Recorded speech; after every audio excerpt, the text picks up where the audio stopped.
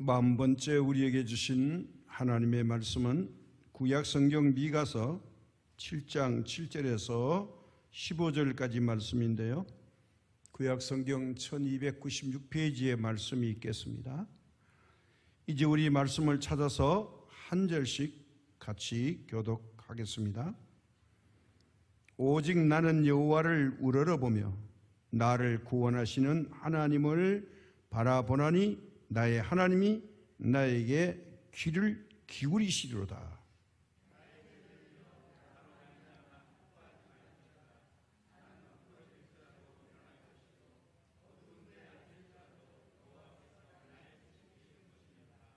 내가 여호와께 범죄하였으나 그의 진노를 당하려니와 마침내 주께서 나를 위하여 논쟁하시고 심판하시며 주께서 나를 인도하사 광명에 이르게 하시리니 내가 그의 공의를 보리로다.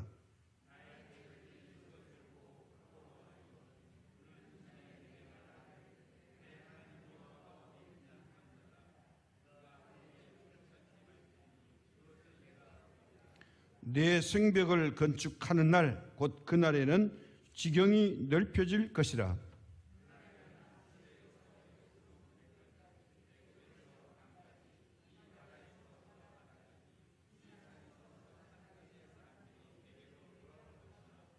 그 땅은 그 주민의 행위의 열매로 말미암아 황폐하리로다.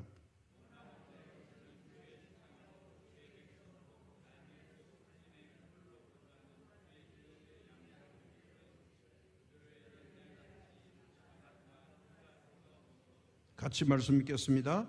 이르시되 내가 애굽 땅에서 나오던 날과 같이 내가 그들에게 이적을 보이리라 하셨느니라. 아멘. 일부에서도 말씀을 드렸지만 우리 예배에 대한 참고사항을 말씀드리려고 합니다. 우리가 이 기도의 대표자가 될 때는 마음을 많이 가다듬어서 우리 기도의 제물이 되어야 되는 시간입니다. 그래서 이 강단에 올라가서 쓰는 용어가 하나님 앞에 아름다워야 됩니다. 이 기도를 드릴 때에 총회를 기도한다거나 노회를 기도한다거나 이런 일은 없어야 합니다. 오늘 예배의 공동체는 우리 창성시민교회입니다. 가끔 여기 강단에 올라와서 총회 기도, 노회 기도를 하는데 우리는 그런 노회원이 대해서 노회 회의를 할 때 걱정하는 거지 우리가 노회를 걱정 안 해도 책임자들이 얼마든지 걱정하고 기도할 겁니다. 총회도 마찬가지입니다. 우리가 나라를 걱정하는 것은 괜찮지만 이 예배에 받으시는 주인이 하나님이신데 이 본질은 잊어버리고 엉뚱한 것을 가져와서 기도하면 하나님이 그런 기도를 듣지 않으실 겁니다. 내가 처한 그곳에서 우리가 기도 드려야 되고 두 번째 기도 중에 성경 말씀을 인용하시면 안 됩니다. 몇 장 몇 절이라고 하는데 기도 뒤에 바로 성경 봉독이 나오기 때문에 우리는 기도의 제물이 되는 거고 두 번째 하나님을 향하여 당신이라는 단어를 절대 쓰시면 안 됩니다. 이 외국 사람들이 높임말이 없으니까 유를 쓰니까 이걸 미국에 유학 가신 우리 초대 선배들이 이걸 그냥 번역을 해서 당신께서 뭐 이렇게 말하는데 우리가 아버지 보고 당신께서 하면 됩니까? 벼락불똥 떨어지죠? 동양적 문화에서는 높임말이 있습니다. 님자를 반드시 붙입니다. 아버님, 어머님. 님자를 붙여야 돼요. 하나님, 예수님, 성령님. 이렇게 님자로 높임을 붙여줍니다. 절대로 우리와 같을 수 없는 분이십니다. 이것을 우리가 잘 언어를 사용해야 하나님이 기뻐하신다는 거예요. 이 세계적인 팬데믹 사건 속에서도 하나님께서 우리나라를 복주시는 것이 분명하게 있습니다. 이번에 이 여름에 태풍만 봐도 하나님이 우리를 확실하고 분명하게 지켜주는 그런 은혜를 주셨습니다. 이게 하나님의 은혜죠. 그래서 히브리 사람들은요, 하나님을 함부로 이름을 부를 수 없어서 하나님의 이름이 나올 때는 입을 다물고 이렇게만 합니다. 거룩하신 분을 함부로 부를 수 없다는 거죠. 그래서 여호와라고 부르는 것도 어려워서 아도나이, 야훼 이렇게 불렀어요. 왜요? 너무나도 지엄하신 분이라서. 히브리인들의 이 모습을 보면 우리가 이름을 어떻게 호칭하고 불러야 될지 여기서 배워야 됩니다. 그리고 찬양을 부를 때 가능하면 반박자 정도 빠르게, 공동체 예배 때 그렇습니다. 뭐 독창회를 하거나 이럴 때는 음정 박자가 악보에 정확해야 되지만 우리가 예배를 드릴 때는 기뻐하고 즐거워하고 우리 자신이 기쁘고 즐겁게 하나님을 찬양 드려야 하나님을 이 찬양을 받으신다는 거예요. 근데 박자를 느리게 뽑아가지고 길게 하면요, 노인이 걸음을 짊어지고 밭에 가다가 쓰러서 지쳐지기 직전까지 가가지고 찬양을 늘어뜨리면 안 된다는 거예요. 제가 미국에서 박사과정 한 3년 공부하면서 배운 것이 있는데 미국의 예배의 찬양은 전부 다 빠르고 느린 게 하나도 없습니다. 거의 복음성으로 채웁니다. 예배 시간에도. 그냥 예배 드리다가 또 막 찬양을 해요. 그 우리 부흥회와 좀 비슷한 면이 있습니다. 근데 열정적으로 춤을 추면서 찬양을 합니다.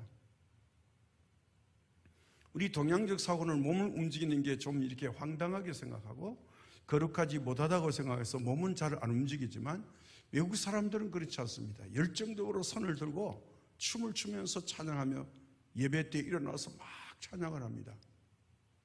그런 것이 다르죠. 문화적 차이인데 반드시 그렇게 해야 된다는 건 아니지만 우리 동양적 문화에서 우리 한국 사람들이 거부감 없이 드리는 예배가 몇 가지 참고사항으로 우리가 드려야 하나님을 기쁘시게 하는 겁니다. 자, 그런 의미에서 이제 제가 뭐 책망을 하나 나무라려고 하는 것이 아니라 그런 우리가 베이스를 깔고서 예배를 드릴 때 하나님을 더 기쁘시게 할 수 있다. 이렇게 말씀을 드리는 겁니다. 자, 오늘 말씀의 주제는 바로 환난 때의 믿음. 다른 말씀 드려서 위기 때에 가져야 할 믿음은 어떤 믿음이냐 이거예요. 여기 하나님의 감동으로 말씀을 기록하게 된 선지자가 미가 선지자입니다. 이 미가 선지자는 이스라엘 백성들이 범죄로 말미암아 하나님의 징계와 심판을 받았으나 그러나 하나님께서는 때로는 심판하셨지만은 심판 후에 반드시 회복시켜 주시고 축복을 해 주신다는 분명하고 확실한 믿음을 가지고 고백하는 내용의 말씀입니다. 미가야 선지자는 지금부터 약 2700년 전의 사람인데 북쪽의 이스라엘에는 학개의 선지자, 남쪽 유다에는 이사야가 활동하던 시대에 함께 활동했던 선지자입니다. 그런데 이 미가서 7장에 와서 보면 미가가 살았던 지금부터 2700년 전에 이 미가가 본 이스라엘의 그 모든 형편과 처지가 어땠는지, 미가가 본 이스라엘의 세계를 1절에서 6절까지 내용이 있습니다. 앞부분인데요. 지왕이로다 나여 나는 여름 과일을 딴 후에 포도를 거둔 후에 같아서 먹을 포도송이가 없으며 내 마음에 사모하는 처음 익은 무화과가 없도다. 경건한 자가 세상에서 끊어졌고 정직한 자가 사람들 가운데 없도다. 무리가 다 피를 흘리려고 매복하며 각기 그물로 형제를 잡으려고 하고 두 손으로 악을 부지런히 행하는도다. 그 지도자와 재판관은 뇌물을 구하며 권세자는 자기 마음의 욕심을 말하며 그들이 서로 결합하니 그들의 가장 선한 자라도 가시 같고 가장 정직한 자라도 찔레 울타리보다 더하도다. 그들의 파수꾼들의 날 곧 그들 가운데에 형벌의 날이 임하였으니 이제는 그들이 요란 날이로다. 너희는 이웃을 믿지 말며 친구를 의지하지 말며 내 품에 누운 여인에게라도 내 입의 문을 지킬지어다. 아들이 아버지를 멸시하며 딸이 어머니를 대적하며 며느리가 시어머니를 대적하리니 사람의 원수가 곧 자기 집안 사람이리로다. 이 6절의 말씀은 예수님도 인용하셨습니다. 현대를 살아가는 우리나 2700년 전에 살았던 미가 선지자의 때의 삶이나 거의 엇비슷한 것을 지금 표현하고 있습니다. 1절은 이스라엘에 닥친 재앙을 말합니다. 먹을 것이 없다고 탄식합니다. 반대로 우리는 대한민국에 사는 사람들은 먹을 것이 풍성해서 이게 너무 과잉 섭취를 해서 우리는 이 먹은 지방질과 살찌는 것을 빼야 하는 그런 환경에 와 있습니다. 먹을 것이 없는 재앙이 아니라 먹을 것이 많은 재앙인데, 그러나 코로나 팬데믹이 와서 자영업자들이 단식하고 경기가 없어서 일자리가 사라지고 삶과 질병과 이 암울한 시대를 바라보면 희망은 어디론가 꽁꽁 숨어버렸고 절망과 한숨만 저절로 나오는 시대의 흐름은 미가가 활동했던 2700년 전이나 그 후 2700년 후 우리가 갖고 있는 대한민국의 현실과 너무나도 닮았습니다. 2주 전에 30대 친구들 세 사람들 다 자영업자들, 또 30대가 안 된 친구는 취업의 문제로 고민하고 염려하면서 가슴 아파하는 것을 보았습니다. 세 사람은 다 가족이 있습니다. 30대가 젊었으니까. 그러면서 그들의 입에서 나오는 말이 이겁니다. 3월 9일 날보다 절대로 안 찍을 거다. 3월 9일 날 보자는 거예요. 시대의 상황은 저보다 여러분들이 훨씬 더 잘 아실 것입니다. 그래서 그 시대의 암묵한 현실을 미가 선지자는 2절과 3절에 이렇게 말합니다. 뭐라고 말했을까요? 경건한 자가 세상에서 끊어졌고 정직한 자가 사람들 가운데 없도다. 무리가 다 피를 흘리려고 매복하며 각기 그물로 형제를 잡으려 하고 두 손으로 악을 부지런히 행하는도다.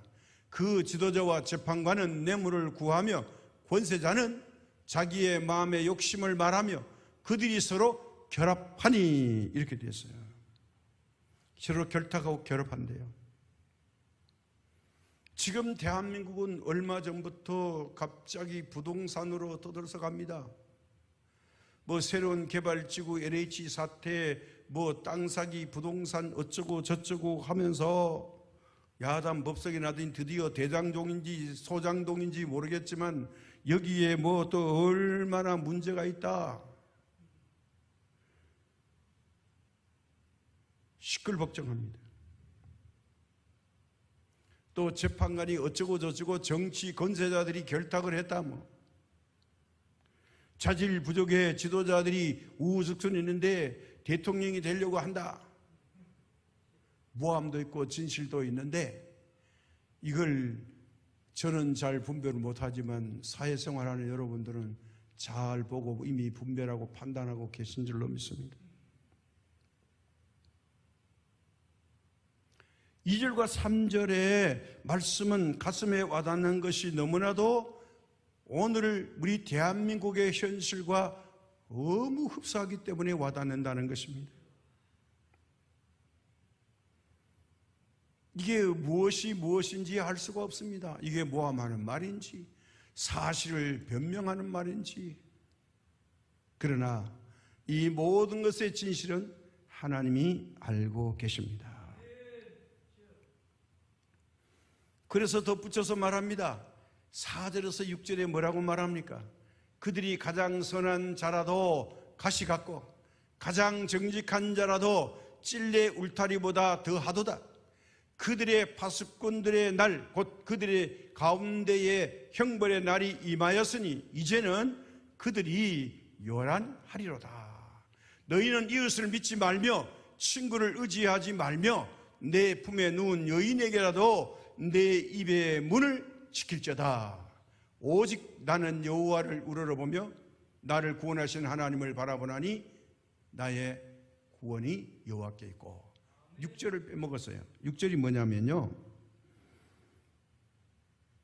아들이 아버지를 멸시하며 딸이 어머니를 대적하여 며느리가 시어머니를 대적하리니 사람의 원수가 곧 자기 집안 사람이로다. 우리 이런 걸 잘 보죠. 젊은 부부들이 뭐 6개월짜리, 1살짜리, 2살짜리, 3살짜리, 뭐 5살짜리, 7살짜리 학대하고 이 죽음으로 내모는 일이 많죠. 가장 가까이 있는 부모가 원수입니다. 함께 사는 남편과 아내가 원수가 됩니다. 친어머니, 친아버지가 원수가 됩니다. 내 마음에 안 든다고요. 나에게 돈을 안 준다고 칼로 찌르고 죽이고 구타를 합니다. 이게 어제 오늘의 일이 아니라 이미 2000년 전 미가 선지자가 본 이스라엘의 사람들의 삶에도 이런 일이 있었다는 거예요. 있을 것이라고 말씀을 하고 예언을 한 겁니다. 자, 이런 것을 보면 가난한 사람이 부자들의 행보를 보면 참 살맛이 떨어지죠. 이 30대의 주택 문제는 심각해집니다. 이런 세상을 보면 정말 암담합니다. 이런 세상에서 우리 믿음의 사람들은 어떻게 살아야 할까요? 오늘의 본문의 말씀을 보면 사람들이 이 세상을 살아가다가 재앙을 만나게 되었을 때 그 재앙 가운데서도 구원을 받고 그 재앙을 이기게 하는 비결이 기록되어 있는 말씀이에요. 이런 환경에 처하거든 이렇게 대처하면 하나님께서 우리에게 승리를 주신다 이거예요. 그 대표적인 사람이 미가라고 하는 선지자가 세상을 사는 동안에 많은 재앙을 만나게 됩니다. 이런 재앙을 만난 가운데 미가 선지자는 어떻게 이 재앙을 이기게 됐고 반대로 이길 뿐만 아니라 아울러 축복까지 받게 되었는데 그 축복받는 비결이 어떻게 이 재앙을 대처했길래 그 결과 승리와 축복을 받게 되었느냐, 이걸 말해주는 겁니다. 한마디로 그것을 오늘 본문 7절에서 설명해 줍니다. 오직 나는 여호와를 우러러보며 나를 구원하시는 하나님을 바라보나니 나의 하나님이 나에게 귀를 기울이시리로다. 이게 미가 선지자의 소망이요, 믿음이요, 꿈이고 희망이었습니다. 내가 하나님을 우러러본다. 자기에게 다 몰아닥친 이 재앙과 현실을 보는 것이 아니라 이걸 무시하는 게 아니에요. 이럴수록 내가 유일하게 바라보고 쳐다보고 의지하고 신뢰해야 될 분이 있다면 그분은 여호와 하나님이시다. 그러면 미가 선지자가 유일하게 선택한 우러러보고 바라본 하나님의 은혜와 축복은 무엇일까요?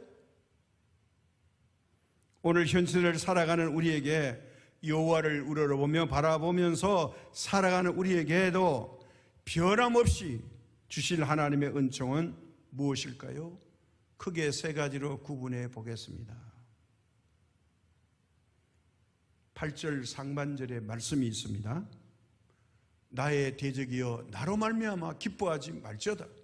나는 엎드려질지라도 일어날 것이요. 현실이 참담하고 암담합니다. 그런데 사람들이 비축거립니다. 아이고, 예수 믿는 것들도 별일 없네, 별거 아니네, 뭐 똑같네. 예수님 믿으면 복받아야지, 나보다 잘 돼야지, 뭐 저래. 그렇게 비웃을 수가 있다는 거예요. 나의 인생길에 비록 실패가 있고 아픔이 있을지라도 그것에서 하나님은 회복시켜 주실 것을 믿는 겁니다. 현실을 보고 낙심하는 게 아니라 내가 어디서 소망을 찾아야 될까? 그 소망은 여호와 하나님께 있다. 세상의 눈으로 보면, 믿음 없는 눈으로 보면 회복 불가능한 상태에 처해 있는데도 불구하고 나는 하나님이 나와 함께 하시니 반드시 회복시켜 주실 것이다, 나는 반드시 일어날 것이다, 이렇게 8절에 상반절에 고백하는 겁니다. 그런데 그런 희망도 있는가 하면 반대로 이런 희망이 분명히 있음에도 불구하고 나는 왜 자꾸 넘어지고 엎드려질까요? 성경에서 말해줍니다. 하나님은 베드로 선지자를 통해서, 베드로 사도를 통해서 이렇게 말합니다. 2장 8절, 또한 부딪히는 돌과 걸려 넘어지게 하는 바위가 되었다 하였느니라. 그들의 말씀은 순종하지 아니함으로 넘어지나니 이는 그들을 이렇게 정하신 것이라. 왜 절망이 우리 앞에 먼저 나타나느냐? 그것은 다름 아닌 말씀을 순종하지 않기 때문이다. 그래서 순종하지 않기 때문에 걸려 넘어진다는 거예요. 이것만 있느냐? 아닙니다. 또 다른 말씀으로 우리를 위로하시고 격려하십니다. 시편 37편 24절과 25절에 이렇게 말합니다. 그는 넘어지나 아주 엎드려지지 아니함은 여호와께서 그의 손으로 붙드심이로다. 내가 어려서부터 늦기까지 의인이 버림을 당하거나 의인의 자석이 걸식함을 보지 못하였도다. 여기 의인이란 발음은요, 믿음의 사람이란 뜻이에요. 믿는 사람이란 뜻입니다. 자, 믿는 사람은 거지같이 사는 것을 못 봤다는 거예요. 그뿐만 아니라 그의 후손들도 거지처럼 음식을 얻어먹으러 다니지 아니한다는 거예요. 부모가 잘 믿으면 자식에게도 이 믿음이 전수될 줄로 믿습니다. 거지같이 안 살게 되니까 걱정하지 말라는 겁니다. 여기다 더 확실한 말씀이 있어요. 잠언 24장 16절에 대저 의인은 7번 넘어질지라도 다시 일어나려니와 악인은 재앙으로 말미암아 엎드려지느니라. 여기서 말하는 의인도 바로 믿음의 사람이에요. 근데 믿음 없는 사람은 넘어지면 엎드려지지만 이제 믿음의 사람은 7번 넘어져도 8번째 또 일어난다는 거예요. 공자가 뭘 알았는지 실패는 병가지 상사라고 그랬습니다. 그래서 7번 넘어져도 8번 일어나면 되고 8번 넘어지면 9번째 일어나면 되는 거죠. 일어나면 다 끝이 평정이 되는 겁니다. 그러므로 우리가 하나님을 바라보면서 승리하셔야 됩니다. 두 번째는 이제 완전히 실패했을 때 그러면 어떤 행동이 나와야 됐을까? 8절 하반절인데요. 이렇게 말씀하죠. 어두운 데 앉을지라도 여호와께서 나와 빛이 되실 것이다. 나의 빛이 되신다는 거예요. 어두컴컴한 곳에, 어둠은 뭘 말할까요? 성경에서 어둠을 말할 때는 악인들이 행하는 길을 말합니다. 마귀나 사탄들, 악한 영들이 거처하는 것을 말합니다. 하나님의 심판의 날을 말합니다. 죽음에 그늘진 것을 말합니다. 더 나아가서 지옥의 구덩이라고 할 수 있습니다. 그러나 이렇게 내 인생의 어두컴컴한 곳에 떨어져 앉아 있다 할지라도, 절망이 나를 온전히 감쌌다 할지라도, 그곳에서 내가 하나님을 바라보면 하나님께서 나의 빛이 되어 주심으로 다시 이 빛을 발견한 것으로 말미암아 내가 일어설 수 있게 된다는 말씀이에요. 빛을 발견하면 된다는 거예요. 빛 대신 하나님을 향하여 우리가 기도 드릴 때에 우리의 기도를 들어주십니다. 절망적일 때 하나님을 바라봐야 됩니다. 환난 때, 위기 때 하나님을 바라봐야 됩니다. 그냥 눈만 늘어서 바라보는 게 아니고, 이때 뭘 해야 되느냐? 하나님을 찾는, 부르는 소리를 해야 된다는 거예요. 우리가 가다가 위급한 상황을 당하면 살려주세요, 살려주세요 이렇게 말합니까? 도와주세요, 살려주세요. 자기 에너지를 다 총동원해서 혹시라도 도와줄 사람이 있을까 외치고 부르짖습니다.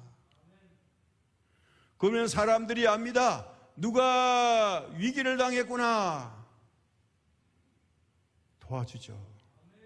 작은 소리로 엎드리면 듣지 못하니까 도와줄 사람이 나타나지 않습니다.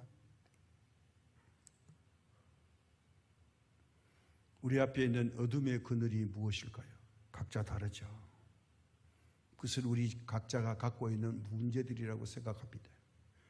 예를 들어보면 사업의 문제, 직장의 문제, 취업의 문제, 가족 문제, 결혼 문제, 믿음의 문제, 실패 때문에 또는 좌절, 우리가 질병으로 투병하는 것, 또 다 괜찮은데 주택의 문제, 또 불편하니까 자동차 문제, 거기다가 함께 사는 부부 문제, 자식 문제, 부모 문제, 이것저것 문제의 투성입니다.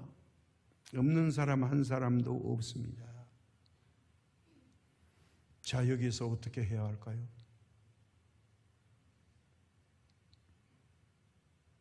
어떻게 했을 때 하나님께서 빛을 비춰주실까요? 그것은 하나님을 찾는 겁니다. 그 찾는 것이 바로 기도입니다. 그런데 말입니다. 기도하라고 했으니까 오늘부터 작정하고 여러분이 기도하시는데, 그런데 기도했는데도 불구하고 응답이 없을 수가 있습니다. 그럼 목사님 사기꾼이네? 아니, 제가 사기꾼이 아니고 하나님이 사기꾼이죠. 그러면 저는 하나님의 말을 대신할 뿐입니다. 내가 열심히 기도하고 진실히 기도하고 목숨 걸고 기도했음에도 불구하고 응답되지 않을 때도 있다는 거예요. 그래서 책임을 하나님께 돌리겠습니까? 응답은 하나님이 하셔야 되는데 하나님이 응답을 안 했다는 거예요. 기도를 내가 하라 그래서 했는데. 아닙니다. 책임이 하나님께 있는 게 아니라 바로 기도하는 나에게 있습니다. 뭘까요? 내가 진심으로 열심히 금식하면서 기도 드렸음에도 불구하고 응답 없는 이유 4가지가 있어요. 뭘까요? 첫째, 죄의 문제입니다.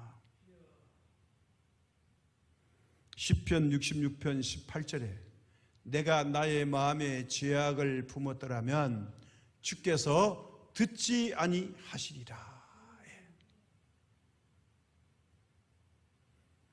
내가 오늘 하나님 누구를 때려잡겠습니다.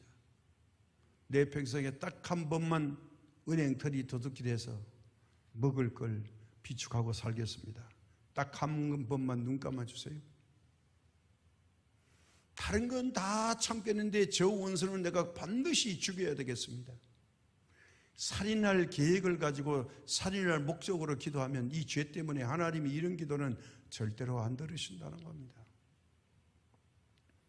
두 번째, 욕심, 이기심입니다. 다른 사람은 다 잘못돼도 남은 잘 되겠다고 하는 욕심. 이걸 가지고 기도하면 안 들으십니다. 야고보서 말씀이죠. 4장 2절과 3절에 나오는데요. 너희는 욕심을 내어도 얻지 못하며 살인하며 시기하여도 능히 취하지 못함으로 다투고 싸우는도다. 너희가 얻지 못함은 구하지 아니하기 때문이요. 구하여도 받지 못함은 정욕으로 쓰려고 잘못 구하기 때문이라.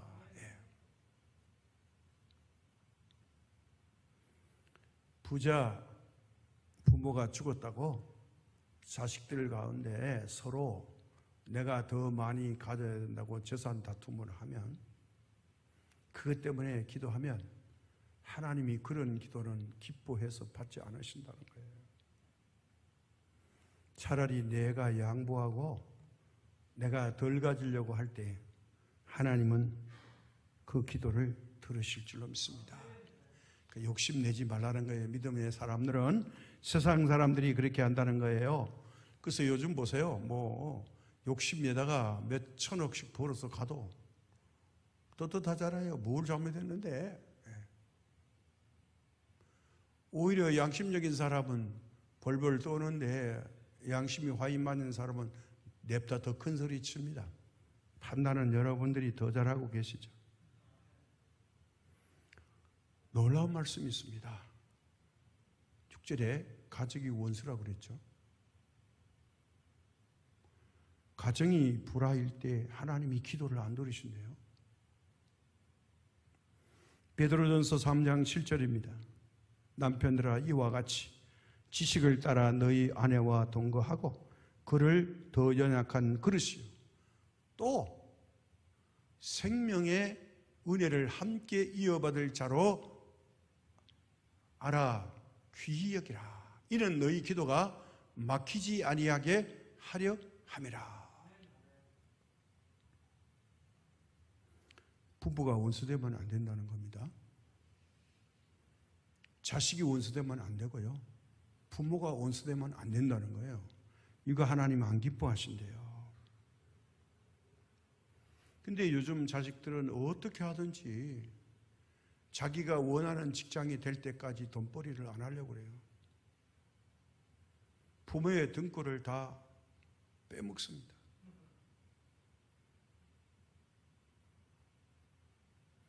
이게 전부 다 비성경적이에요. 결혼을 거부합니다. 자녀를 낳으라고 분명히 말했는데 하나님께서 아담 하와에게 주리를 써주셨는데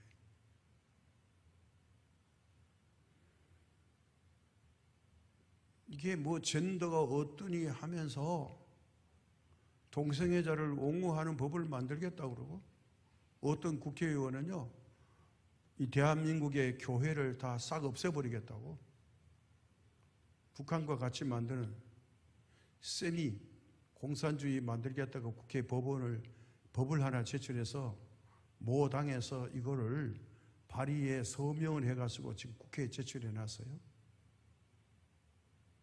교회 없애고 허가제로 하자. 허가제를 하는데 지금처럼 이 단체로 허가해 주는 게 아니라 개인별로 라이선스를 줘서 교인 명의로 개인의 명의로 교회를 이제 허가해 줬다가 말 안 들으면 이 개인의 면허를 취소하겠다. 이런 법을 만들었어요. 이 국회에서 잠자고 있답니다. 제가 확인한 바로는. 자, 왜 이런 법을 만들까요? 하나님이 두려워서겠죠? 대한민국도 하나님의 복을 받지 말자고 하는 거죠. 대한민국의 예배가 사라진다. 교회가 없어진다면 마귀 천국이 되겠죠? 우리는 끼어서 각성해야 됩니다. 숫자 많다고 밀어붙일 수 있다고 이런 엄청난 일을 벌리면 하나님이 가만히 계시지 않고 반드시 그의 가족과 후손들을 심판하실 것이고 주동적인 사람들을 심판하실 줄로 믿습니다. 우리는 이런 것을 보면서 기도해야 됩니다. 누가 대한민국을 사랑하는 겁니까? 하나님을 바라보고 믿음으로 기도하는 사람들이 진짜 애국자인 것입니다. 넷째는 하나님의 말씀을 거역할 때입니다. 믿음 없는 사람의 기도를 듣지 않는다는 거죠. 잠언 28장 9절의 말씀입니다. 사람이 귀를 돌려 율법을 듣지 아니하면 그의 기도도 가증하니라. 믿음 없이 하는 기도, 말씀을 듣지 않고 하는 기도, 하나님을 거부하는 기도는 듣지 않으신다는 거예요. 기도해도 이런 기도를 해서는 안 된다는 이것을 알고서 기도해야 된다는 거예요. 그러면 믿음의 기도를 하면 하나님은 어떻게 해주신다는 겁니까? 그 말씀이 11절에 있습니다. 내 성벽을 건축하는 날, 곧 그날에는 지경이 넓혀질 것이라. 하나님이 응답하실 때는 가만히 계시지 않는다는 거예요. 지경이 넓혀진다는 것은 축복을 가리키는 말입니다. 사업이 쭉쭉 뻗어나간다는 말입니다. 영토가 확장된다는 말입니다. 시간이 연장된다는 말입니다. 경계선이 쭉쭉 뻗어진다는 말입니다. 그래서 이사야 선지자를 통해서 말씀하여 주십니다. 54장 2절, 내 장막탈을 넓히며 내 처소의 휘장을 아끼지 말고 널리 펴되 너의 줄을 길게 하며 너의 말뚝을 견고히 할지어다. 이는 내가 좌우로 퍼지며 내 자손은 열방을 얻으며 황폐한 성읍들을 사람 살 곳이 되게 할 것임이라. 부모만 잘 되게 하는 게 아니라 자식들도 잘하게 하신대요. 잘 되게 하신대요. 얼마나 놀랍습니까?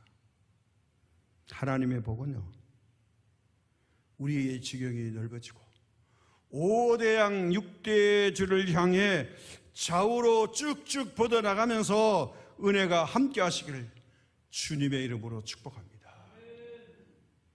지금 그런 시대가 왔습니다. 우리는 대한민국에서 1등하면 세계 1등이 됩니다. 지금 보니까 오징어 게임, 이름이 독특한데요.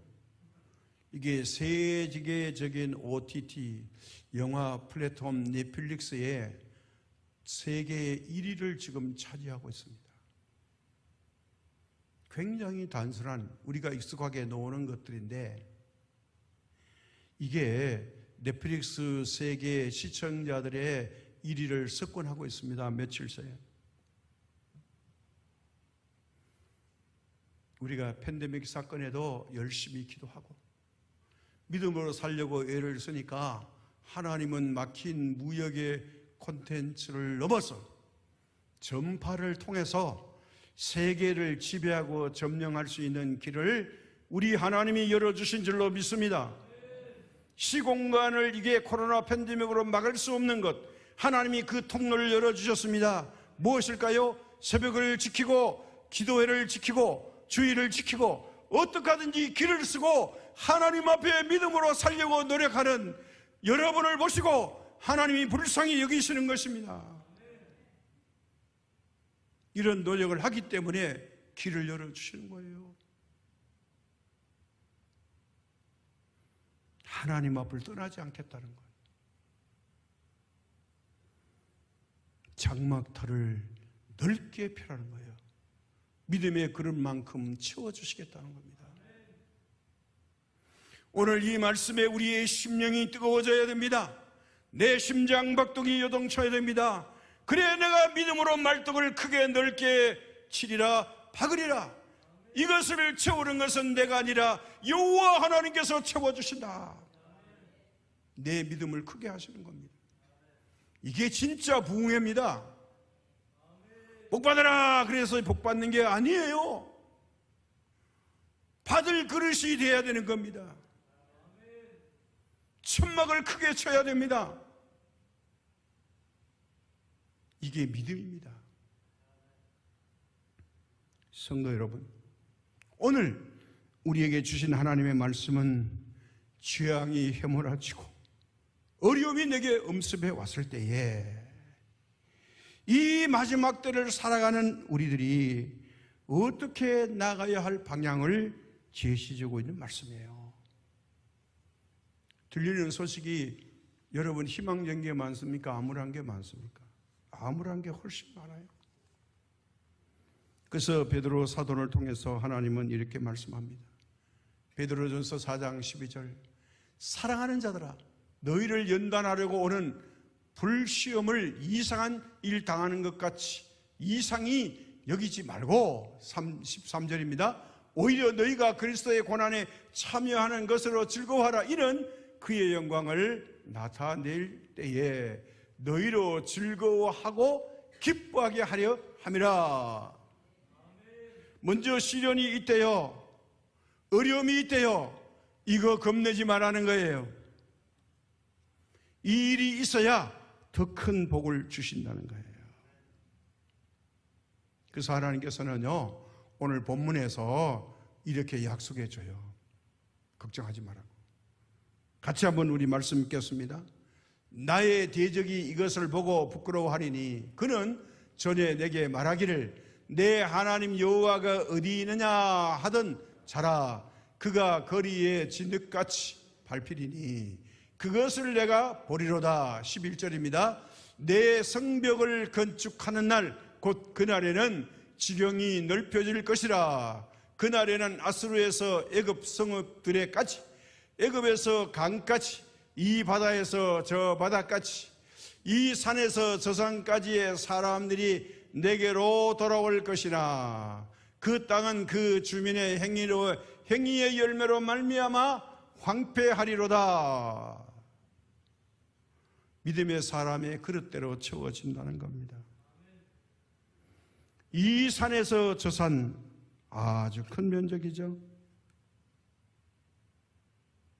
사랑하는 여러분, 힘들 때 그리고 어려울 때 오직 여호와를 우러러보면서 우리를 구원하신 우리 하나님을 바라보심으로써 비록 내가 어떤 문제에 지금 엎드려져 있을지라도 다시 일어나게 하시며 또 어두운 쪽에 앉아 있을지라도 밝은 빛을 그쪽으로 보내주시며 여러분들의 모든 지경이 좌우로 뻗어나가는 우리 하나님의 축복이 함께 하시기를 예수님의 이름으로 축복합니다. 그래서 뭐라고 말씀하시는 거 아니? 15절의 말씀을 우리 같이 한번 고백하겠습니다. 이르시되 내가 애굽 땅에서 나오던 날과 같이 내가 그들에게 이적을 보이리라 하셨느니라. 회복의 이적을 보내주신대요. 아니, 보게 하신대요. 누구에게요? 나를 비방하고 아이고 예수님 믿더니 꼴 좋다고 입술을 비죽이던 사람들에게 하나님이 증거 삼으시겠답니다. 뭘까요? 환난 때, 위기 때, 어려울 때 바른 믿음은 하나님의 기적을 불러온다는 거예요. 이게 중요합니다. 환난이나 역경이 몰려와도 나의 믿음이 흔들리지 않는다면 하나님의 기적의 복이 임한다는 약속이에요. 다 문제가 돼도 한 가지만 흔들리지 않으면 된다. 뭘까요? 믿음입니다. 오늘 흔들리지 않는 이 믿음, 복의 약속입니다. 그래서 마지막 부탁은 환경이나 여건에 흔들리지 않고 이 믿음의 복이 저와 여러분 그리고 영상으로 예배드리는 분들과 우리 창성시민교회 위에 모든 공동체 가족들 위에 임하시기를 예수님의 이름으로 간절히 축복합니다.